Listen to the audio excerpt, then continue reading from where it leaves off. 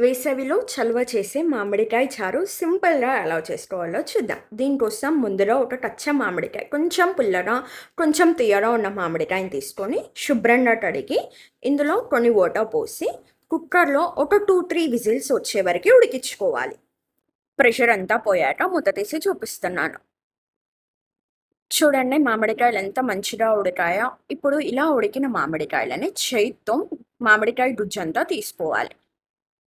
ఇలా మళ్ళీ ఒకసారి ఫ్రెష్ వాటర్ పోసి సేమ్ అలాగే అందులో ఉన్న గుజ్జంతా తీసి పక్కన పెట్టుకోవాలి. ఇప్పుడు ఒక కడాయిలో ఆయిల్ హీట్ చేసి అందులోకి జీలకర్ర, ఆవాలు, పచ్చిమిర్చి, ఎండుమిర్చి, దంచిన వెల్లుల్లి, కరివేపాకు, పసుపు, ఇంగువ వేసి కలుపుకోవాలి. ఆ తర్వాత ముందుగా తీసి పెట్టుకున్న మామిడికాయ రసంని పోసి ఒకసారి కలుపుకోవాలి. ఆ తర్వాత ఇందులోకి తగినంత ఉప్పు, జీలకర్ర పొడి, మెంతుల పొడి, బెల్లం వేసి బాగా మరగనివ్వాలి. అంతే, ఎంతో ఈజీ అయిన మామిడికాయ చారు రెడీ.